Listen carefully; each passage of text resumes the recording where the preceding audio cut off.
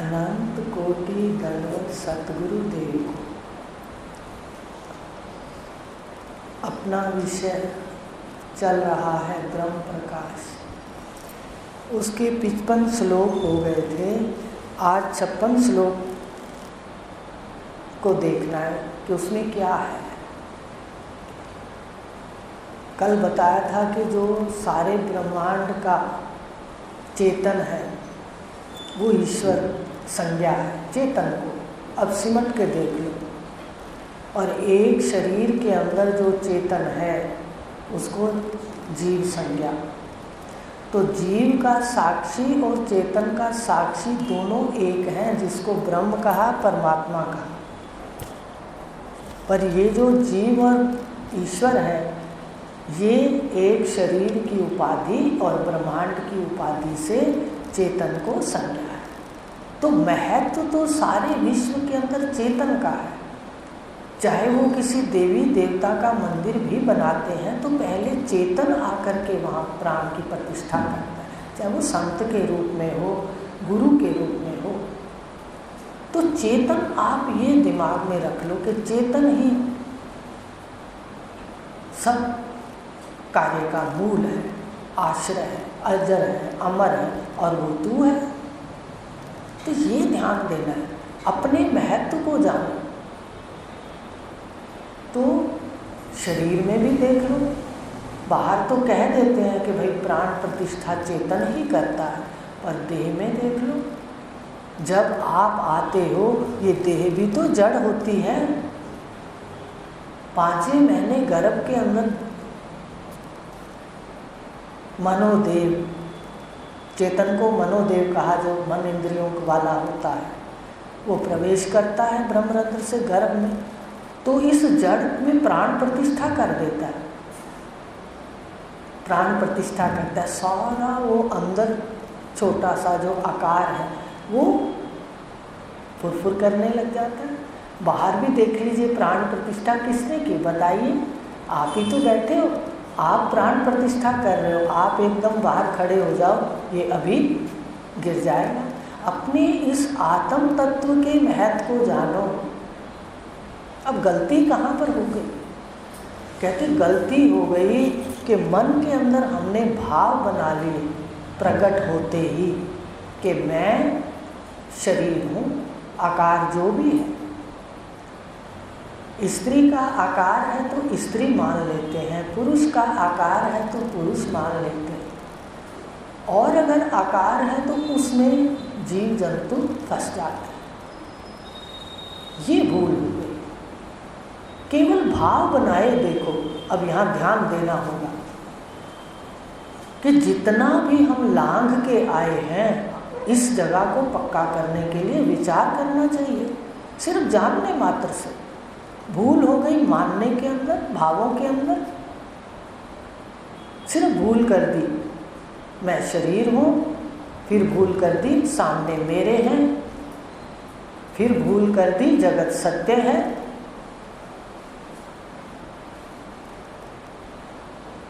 फिर भूल कर दी मैं मरूंगा। देखो सारे भाव बना लिए, वो बात है नहीं पर भाव बना लिए। अब मन के अंदर जो भाव हैं, आपको पहले भी बताया था, आप ही बदल सकते हो अपने भाव। बाहर के आपके घर की डेकोरेशन हो, घर को सजाया है, वो तो आप कहोगे बहू बदल लेगी, सास बदल लेगी, अपनी कोई प्रिय सेविका है वो बदल लेगी। लेकिन मन के भावों को तो स्वयं ही मनोदेव को बदलना होगा। तो ये भाव है बस। अब भावों को सिर्फ तत्वज्ञ पुरुष, परम ऋषि बदल सकते हैं। अब परम ऋषि जो है वो स्त्री चोले में भी हो और पुरुष में, दोनों में हो सकते हैं। गृहस्थी भी हो सकते हैं, सन्यासी भी हो सकते हैं। ये बाहर का जो कर्म है, ये जो बाहर का व्यवहार है, बाहर का परिवार है, ये ज्ञान में बाधा नहीं हो सकता। बाधा हमारे भावों से है। ज्ञान प्राप्त करने में बाधा नहीं हो सकता। ये परिवार जो भी हमारा प्रारब्ध से ऐश्वर्य, ब्रह्म विद्या में तो आने से ऐश्वर्य बढ़ते हैं। अगर ये सब कुछ बाधा होता तो रानी चौड़ाला, राजा जनक, भगवान कृष्ण, भगवान राम, और देख लीजिए अजात शत्रु, प्रवाहन, कितने आप उठा के देख लीजिए उपनिषदों को, सारे गृहस्थी और ऐश्वर्य से युक्त है। व्यवहार बाधा नहीं है, परिवार बाधा नहीं है, केवल हमारे भाव बाधा है। बदल डालो इनको, केवल भाव बदलने से मुक्ति है। आश्चर्य है।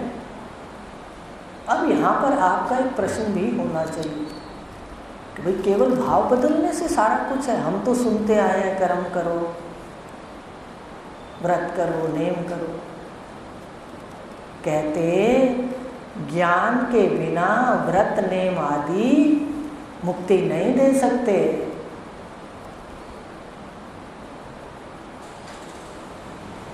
कर्म और उपासना और शुभ कर्म, दान आदि कोई भी है, वो निष्काम भाव से किया हुआ, देखो ध्यान रखना, निष्काम भाव से किए हुए कर्म शुभ अंतःकरण को शुद्ध करते हैं, ज्ञान में साधक होते हैं। शुभ कर्म भी निष्काम होते रहें और ज्ञान भी लेते रहें तो महावाक्य से साक्षात होता है। ध्यान देना इन बातों का, नहीं तो नहीं होगा। नहीं तो हम रट लेंगे, कोई भी मान लो शब्द रखते हैं, अंतःकरण शुद्ध निष्काम कर्म से होगा, तो एक स्थान पर कर्म भी आवश्यकता के जरूरी है। शुभ काम का मौका आए, जाने ना दो। अंतःकरण शुद्धि के लिए मैं करने वाला कौन हूँ, मैं देने वाला कौन हूँ? क्या ये धन ऐश्वर्य मेरा है? ईश्वर का है, ईश्वर के अर्पण। तो ये भाव आते ही मन शुद्ध होगा और जो यात्रा ज्ञान तक पहुँचे हैं हम, वो हम करके आए हैं और इसके साथ निष्काम करेंगे। पहले तो सकाम करते थे, परमात्मा को कहते थे ये व्रत रख रहा हूँ, मेरा ये इच्छा पूरी कर दे।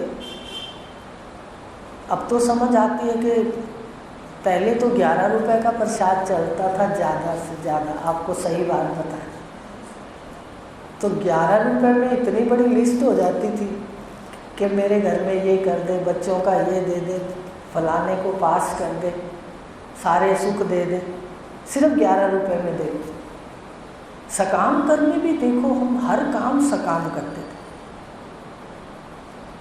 ऋषि मिले, भले स्त्री चोले में मिले, गृहस्थ में मिले, बताइए उन्होंने हमें साफ बता दिया कि कैसे ये निष्काम कर्म करो। हमें तो निष्काम कर्मों का पता नहीं था, आपको पता हो तो पता नहीं। तो निष्काम कर्म जितने भी वेद उपनिषद के अंदर हैं, उपनिषदों में तो कर्म का प्रतिपादन नहीं है, उल्टा एक ऐसा मंत्र है जो सारे कर्मों को, एक ही मंत्र है उपनिषदों में, एक अभी तक, और प्रतिष्ठा भी एक ही की हुई है। तो सारे कर्मों का उन्होंने लय बताया है। भगवान ने भी गीता में कहा है, अंत में सब कर्मों का लय है ज्ञान यज्ञ में। आप जो यज्ञ करते हो वहाँ कोई भी मांग नहीं है, फिर पढ़ के आना घर से। उपनिषद का यज्ञ है, साधक कैसा हो, आए तो क्या हो, शरीर स्वस्थ हो, बस बुद्धि स्वस्थ हो, जो काम आएगी। पढ़ के आना, करेंगे ना अभी यज्ञ। तो इस प्रकार का केवल भाव बदलने थे, शुभ कर्म करते हुए निष्काम भावों को बदलना, और वो तत्वज्ञ पुरुष के बिना बदल नहीं सकते। रोज रोज अभ्यास। अभी भगवान ने कहा है, अर्जुन ने पूछा है कि अगर मेरा ब्रह्म भाव ना हुआ,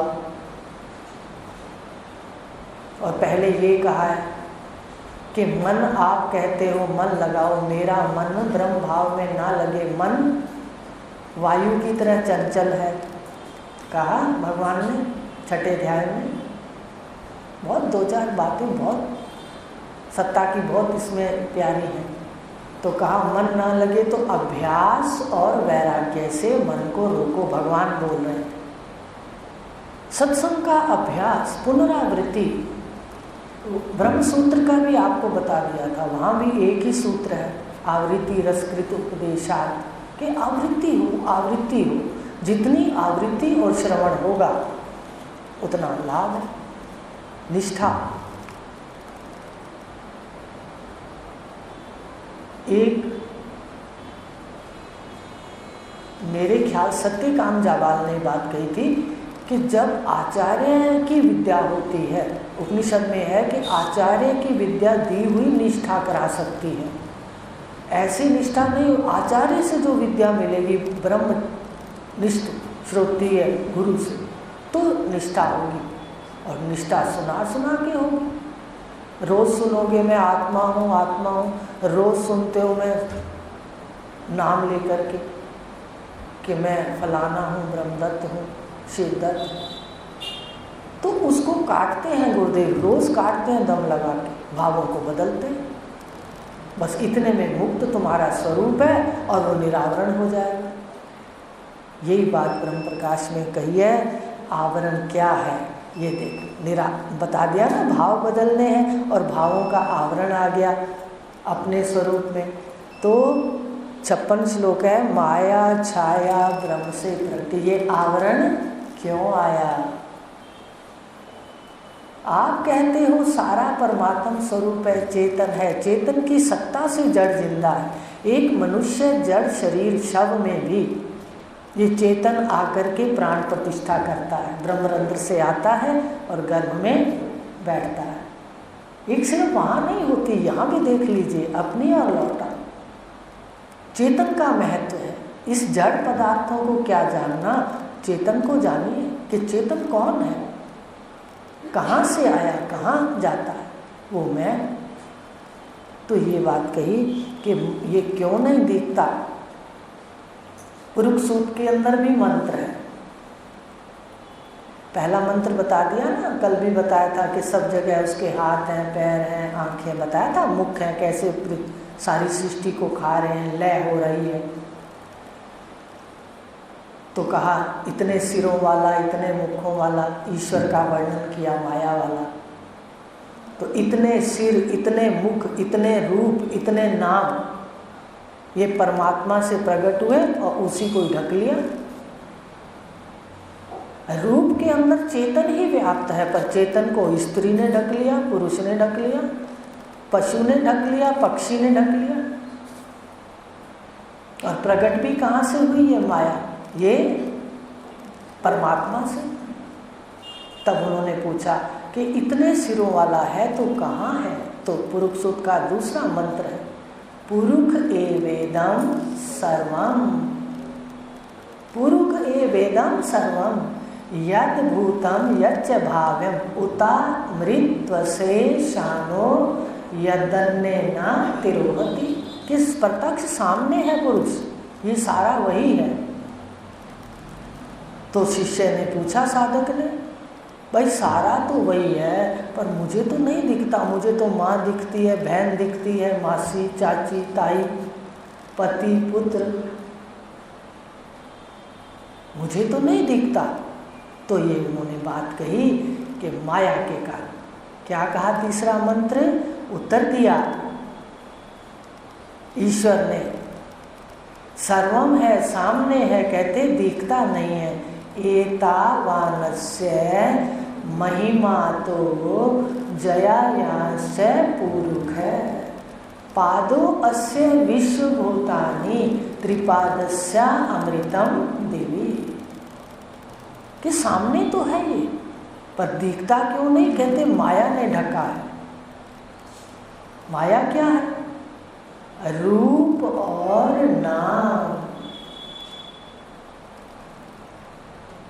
कुम्हार की दुकान पर इतने बर्तन पड़े हैं, कोई कसोरे हैं, कोई प्याले हैं, कोई झामे हैं। आप जाते हो तो कहते हो मुझे मटका दे दो, वो कहते हैं मटका नहीं है, सुराही है। नहीं नहीं, मुझे तो मटका चाहिए। तो व्यवहार तो फिर रूप में है ना। देखो, आपको मटका चाहिए तो सुराही तो नहीं लेते आप। तो ये जो व्यवहार व्यवहार है, ये रूप है, इस जैसे मिट्टी में इतने रूप है, व्यवहार उनके अंदर है और व्यवहार में संसार है, व्यवहार रूप के अंदर है। तो जब हम ये रूप है पर मिट्टी सब में एक है। अब सारे रूपों को मिट्टी ने ढक लिया, हम व्यवहार से मांगते हैं ये दे दो वो दे दो। ऐसे ही एको अहम, नीचे है ना लाइन, एको अहम बहुश्याम, ब्रह्म को बहुश्याम कर दे। एको अहम क्या मतलब है? मतलब एक ही अहम मैं, माने एक मैं है सारे विश्व में। देखो एको अहम और क्या दिख गई? बहुश्याम। पर बहुत होकर के भी बोलते सारे एक ही मैं को हैं, मैं। बताइए, आज तो बिल्कुल सीधा सा लगता है, देखो एक ही मैं है ना, शीशों करके सब कोई अपने आप को मैं ही बोल रहा है। अज्ञान में तो तत्वज्ञ पुरुष के बिना, सतगुरु के बिना, गुरु की बात नहीं, सतगुरु, किसी को नहीं दिख सकता कि एक ही मैं है। आज प्रत्यक्ष दिखती है, एक ही मैं है, देखो सब में। यही मैं रात को सारी इकट्ठी मैं बड़ी मैं में सो जाती है, मोटी भाषा में, जिसको रोज लय निवृत्ति कहते हैं ना, रोज लय हो रही है। ईश्वर की सृष्टि में रोज लय है।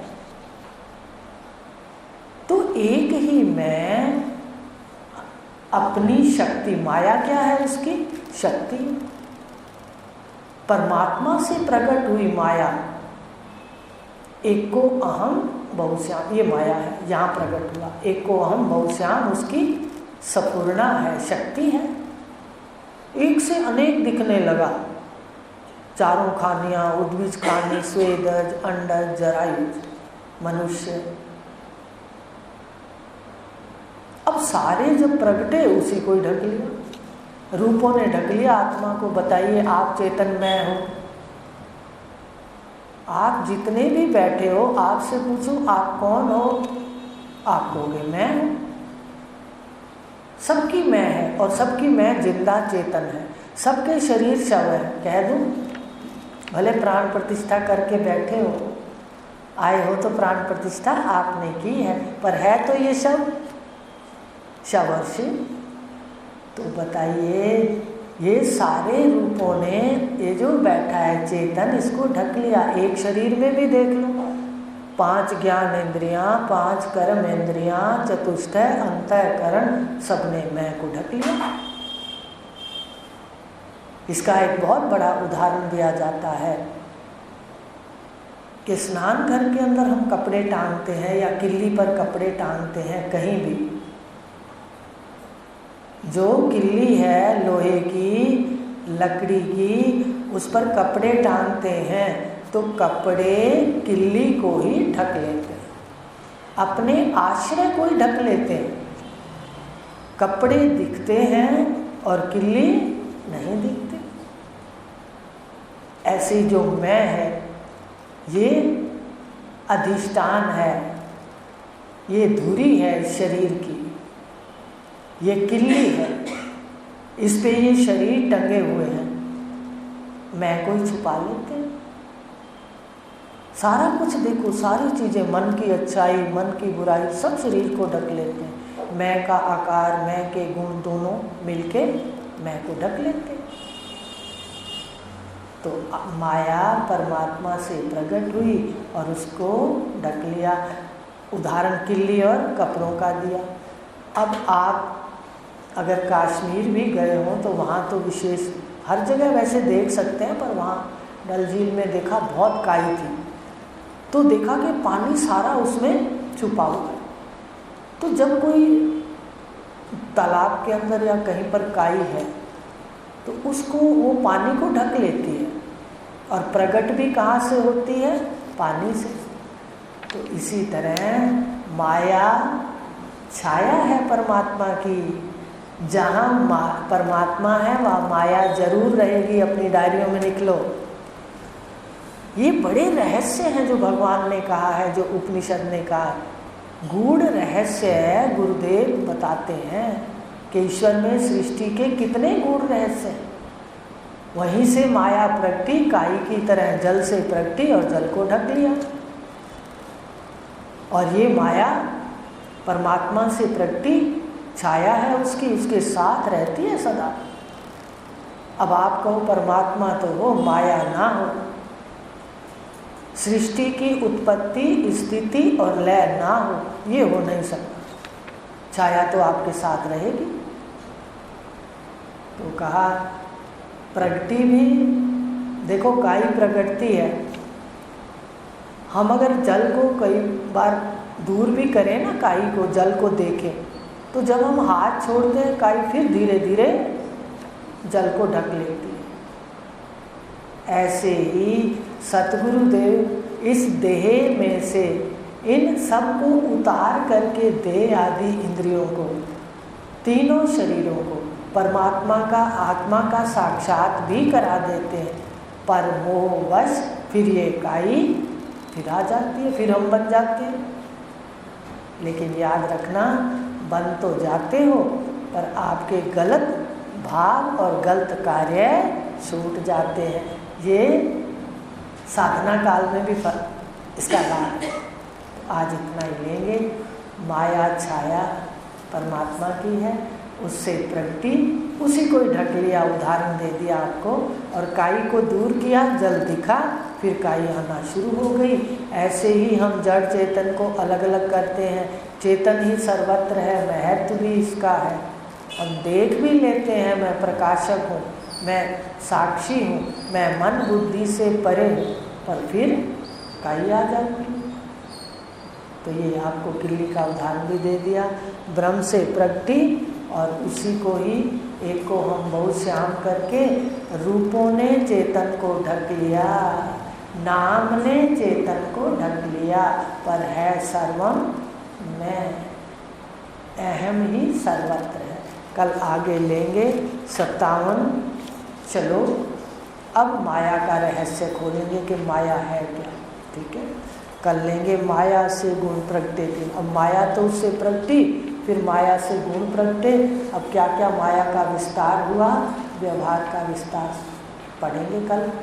ओम पूर्णमदः